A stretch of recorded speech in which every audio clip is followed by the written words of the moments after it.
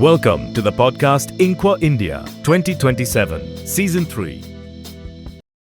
Hello, my dear Inqua members. Welcome back to the podcast Inqua India 2027.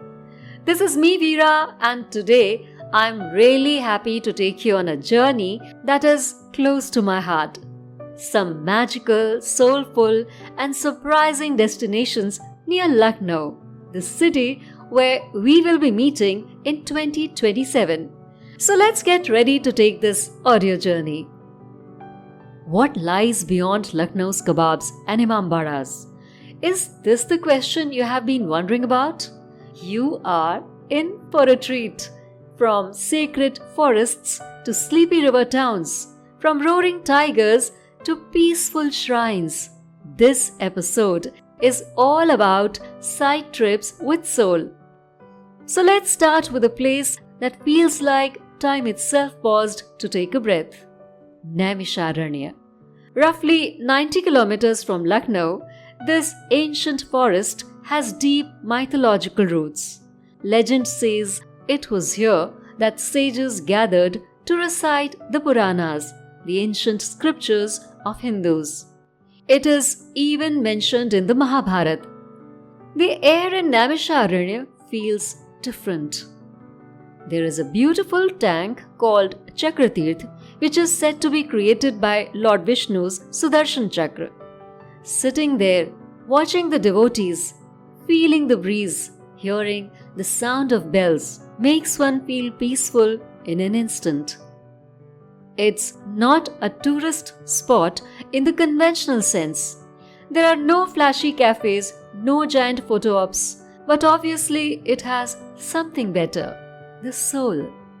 And if you are a seeker or just someone who enjoys old legends and still waters, this place will speak to you. Well, moving on from the world of sages to the world of Sufis, welcome to Deva Sharif, which is about 25 kilometers from Lucknow. It is the resting place of Haji Waris Ali Shah, a revered Sufi saint. You know what makes Deva a special place? It's not just the history, it's the atmosphere. The Dargah is peaceful, yet very powerful. There is a beautiful blend of cultures here.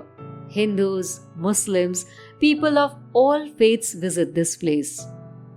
This is the place which reaffirms that travel is not just about seeing new places. It is about feeling new things. And here, one feels the true Sufi spirit. For someone who craves nature's therapy is Nawabganj Bird Sanctuary, now officially known as Shaheed Chandrasekhar Azad Bird Sanctuary.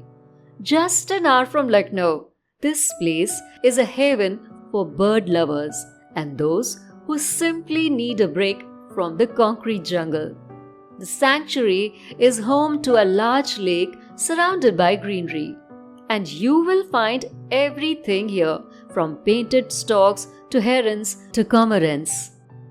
Especially in winter, you are going to see thousands of migratory birds migrating from as far as Central Asia. There is no honking, no rush, just nature humming its own tune. Next up is a destination that is deeply emotional for many, Ayodhya. Located about 2.5 hours away from Lucknow, Ayodhya is the birthplace of Lord Ram. Whether you're religious or not, the energy here is undeniable. The ghats of Saryu River, the soft chanting from temples, the lamp-lit evenings, the complete aura of Ayodhya is just poetic. Walking through Ayodhya feels like walking through history and faith all at once. This is where India is. You know, sometimes stillness tells the best stories. There is a less talked about gem near Lucknow, Bithur. Tucked near Kanpur and a peaceful drive from Lucknow, Bithur is the kind of place you go to when you just want to breathe. It is situated on the banks of the Ganges, and carries with it not just mythology, where Lav and Kush, the sons of Lord Ram, are said to have been raised here, but it also offers a slice of freedom history. The well-known freedom fighter Nana Sahab, a key figure in the 1857 revolt in India, had his base here. Bithur has a slow, soulful charm. There are ancient temples, quiet ghats, and if you're lucky, you will catch a local fair or evening aarti too. It's like the past and present gently coexisting without hurry. For those with wild hearts and adventure-seeking spirit, Dudhwa National Park is an absolute must. Located on the Indo-Nepal border in Lakhimpur Kheri district, it is about 4 to 5 hours from Lucknow. But honestly, the ride is worth it.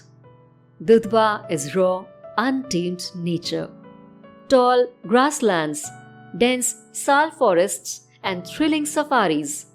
Dudhwa is home to Bengal tigers, Indian rhinos, swamp deer, elephants, and over 400 species of birds. Well, there are some destinations that are a little farther out, but still very much worth including in the itinerary. Varanasi, only 270 kilometers from Lucknow, is one of the oldest living cities in the world.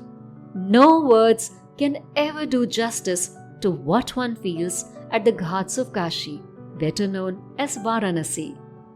The Ganga Aarti in the evening, the chants, the candles floating on the river, it is both spiritual and emotional.